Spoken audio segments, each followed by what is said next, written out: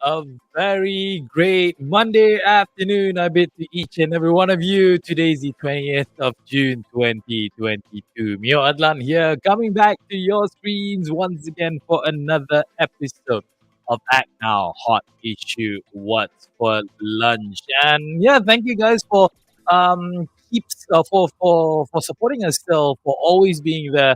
We got Nick on the line, we got Fabian as well.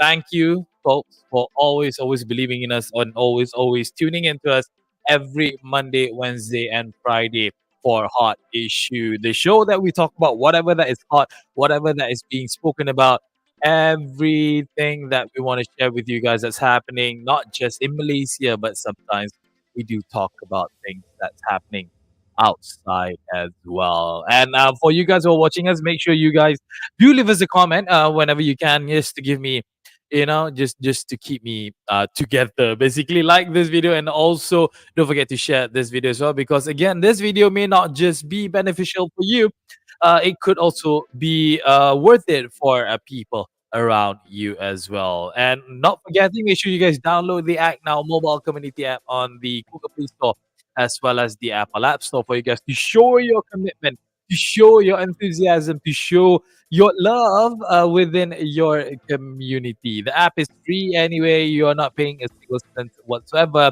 Download the app now and use it straight away for you to be a much more engaging member of the society. As mentioned today, yeah, it's a bit lonely.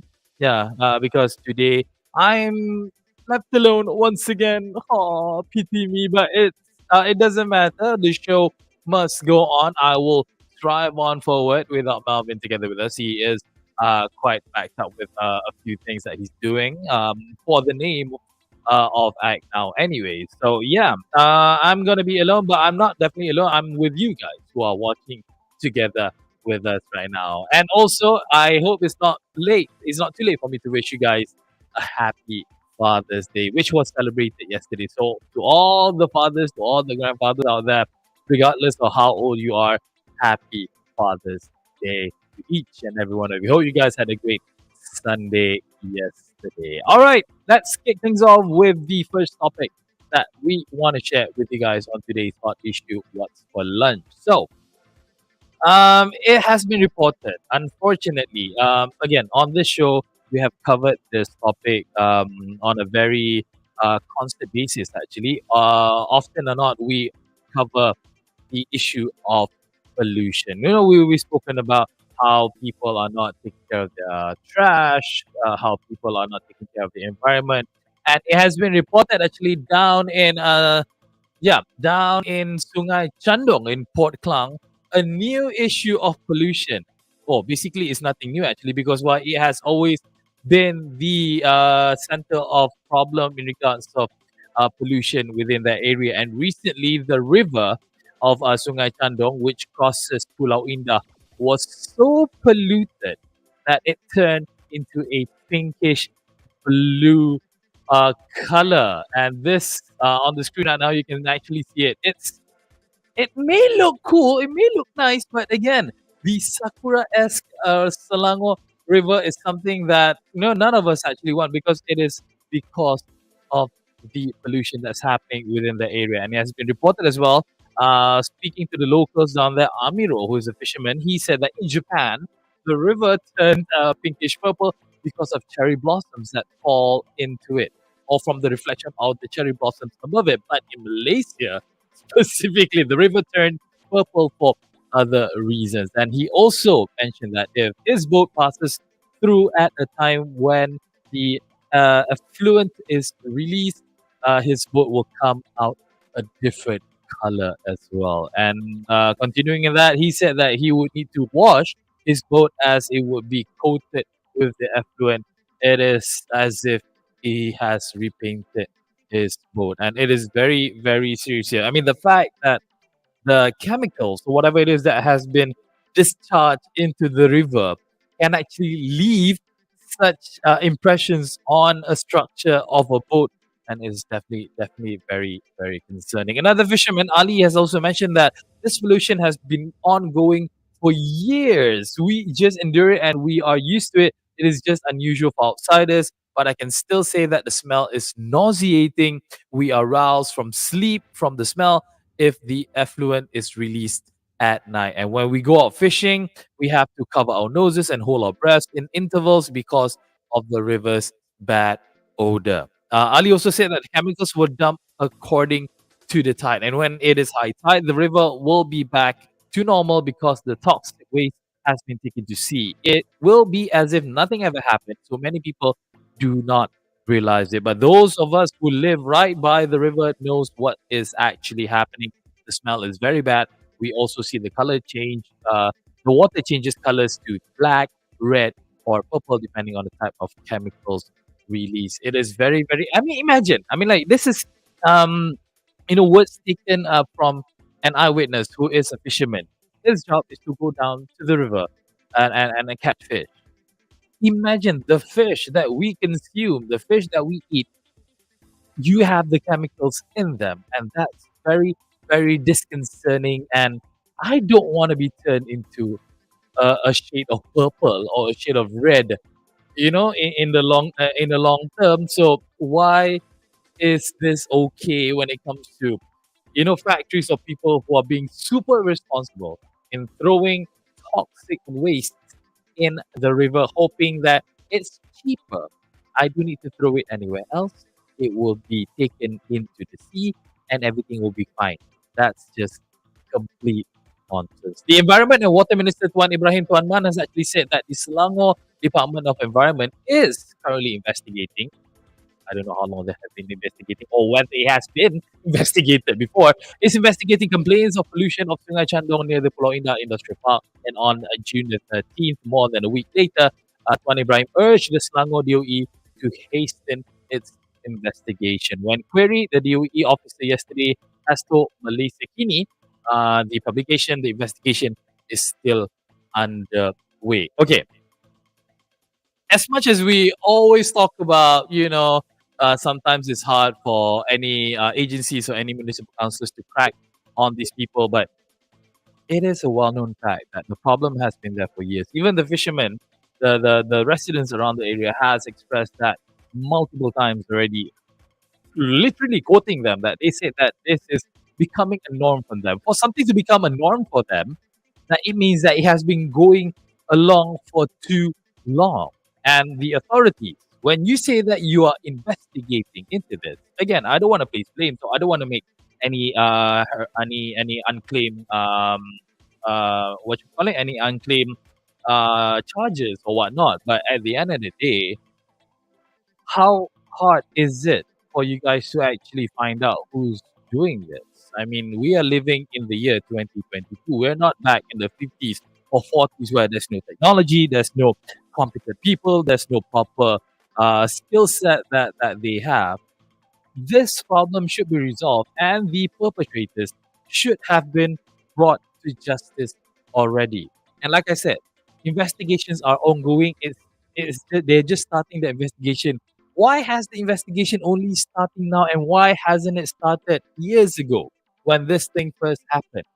So please, please, please, fellow authorities, whoever it is that's responsible for investigating this thing, the DOE of Selangor, do your job, guys.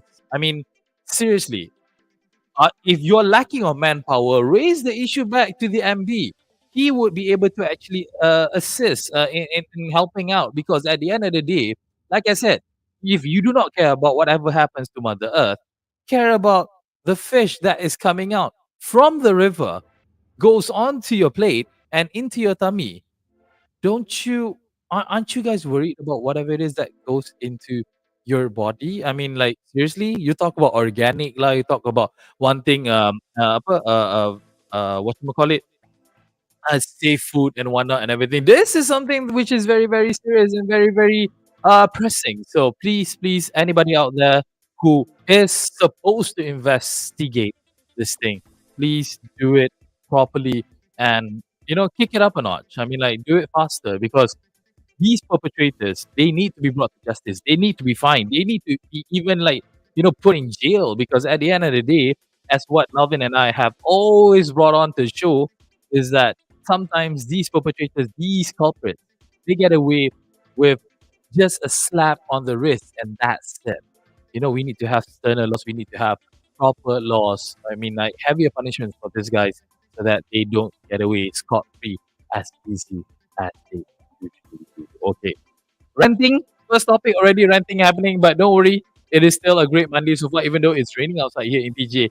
But we're still happy, we're still smiling, we're still going on as well as we possibly can throughout the day. All right, coming to the second topic that we want to bring up to you guys today. You guys know that now, ever since Elon Musk has been on the face of a lot of things right now. I mean, like he's a very famous entrepreneur. He owns multiple businesses. He's almost a trillionaire. It was even reported one day. There's no denying the fact that electric cars are definitely making an impact, making a dent into the automotive world. And a lot of us are being educated more and more each day. Again, talking closely in regards to the environment, that we need to do something in order to lessen the carbon footprints, the carbon emissions of whatever that is being thrown out by original cars and whatnot. And it has been reported, not in Malaysia, right? Apparently, in Cuba, no petrol, no cars. The Cubans themselves, they have turned to electric transportation. And I think this is actually a very, very cool thing indeed, because yeah, they they they suspect, or should I say, they have seen that the fact that now the high prices of oils are going through the roof. Reports in the United States where a liter, or they say gallon, a gallon of gasoline is so expensive now. Even like petrol prices in Europe are skyrocketing as well. Here in Malaysia, we are blessed and grateful enough that the government are actually subsidizing the petrol prices for the RON 95 at least. But yeah, it is definitely the way to go, and kudos to the Cubans for actually doing this, quoting them actually as fuel shortages and US sanctions take their toll. This is the Cubans. And even though electricity generation can be spotty, Cubans are turning to smaller, cheaper plug-in alternatives. They are saying even ago, 3 years ago, the government began to promote the use of electric cars, introducing them to state-owned companies to be used by workers. But obviously, on the flip side as well, electricity supply is also a concern down in Cuba. For weeks now, Cubans have to deal with regular cuts, sometimes lasting hours at a time, due to generation failures and maintenance work on thermoelectric plants. And in a bid to make up for the shortages, the authorities have turned to generators that use up much of the limited diesel stock. Okay, yeah, again, pros and cons. Okay, standard. Kalau if you're thinking about petrol-powered cars, you don't have to think about electricity so much. But if you turn to electric cars, you may think that okay, your electric bills may go up, may go up even further. Again, it's a cat and mouse game. It's about what you call it. It's about balancing. It's a balancing act actually on what is the best out there. Malaysia, we are still waiting for for this technology, or should I say this norm to come to Malaysia. The technology is already there. There are Tesla cars in Malaysia which are running purely on electricity. There are cars like the BMW, some of the cars out there, they are already running on electricity, but these are expensive cars. These are luxury cars. These are cars which are worth more than 200,000, 300,000. If given the chance, given the R&D, and I believe the R&D is already there, given the opportunity, our local car makers, Proton, Produa, for example, they would be able to actually whip out electric cars at a much affordable price. My concern is that, again, this is purely a speculation. I'm not pointing at anybody out here, but my point of view is that Malaysia is still an oil producing country, especially our biggest name, which is one of the biggest in the world, Petronas, is you know heavily heavily dependent on people in regards to oil, producing oil and selling oil and whatnot. So if Petronas out there can actually find a middle point to this as well in supporting moving forward, having electric cars, affordable electric cars down in Malaysia, I think it would be a much better benefit for all parties as well as to the environment as well. So yeah, who knows?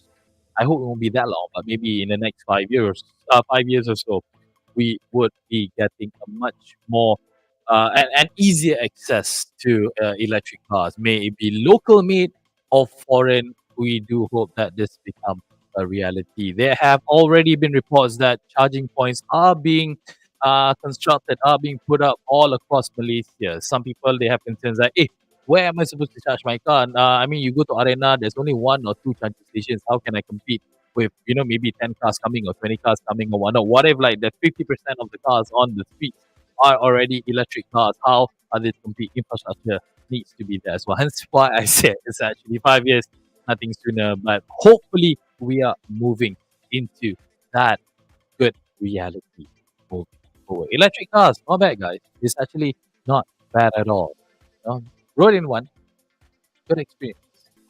All right, that's it for the hottest topic that we want to highlight. But we do always want to point out the Act Now and the community. As mentioned, make sure you guys download the Act Now mobile community app on the Google Play Store as well as the Apple App Store for you guys to be a much more resilient, much more cooperative, much more enthusiastic member of the community to report whatever it is that's happening around your area. And what we want to highlight over here is this a wrong usage of chairs for their own benefits. As you can see clearly in the picture over here, that people are using these chairs and cones to mark their own parking lots.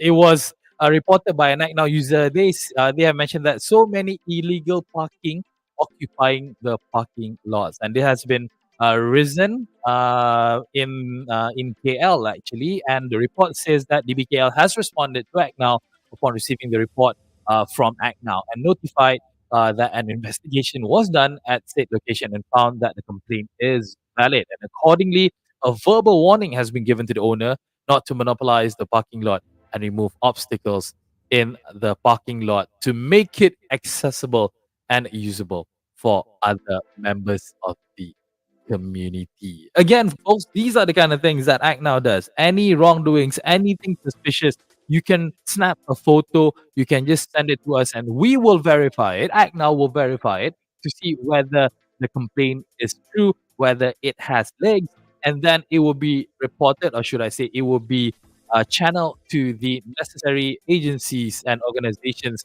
for them to take the complaint and act on it as well. That's the magical bit about the Act Now mobile community app. Make sure you guys download the app, the wonderful app for you guys to show again your passion towards a better community out there. All right, folks, that's all for now for Monday's edition of Act Now Hot Issue What's for Lunch. Today is the 20th of June, 2022. 10 more days, or 11 January, February, March, April, May, June 30 days. 10 more days.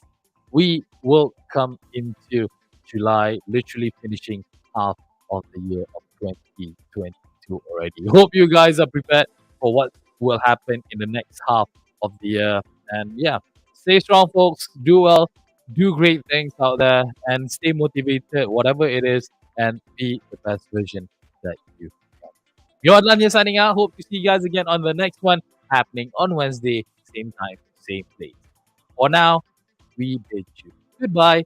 Take care. Ciao.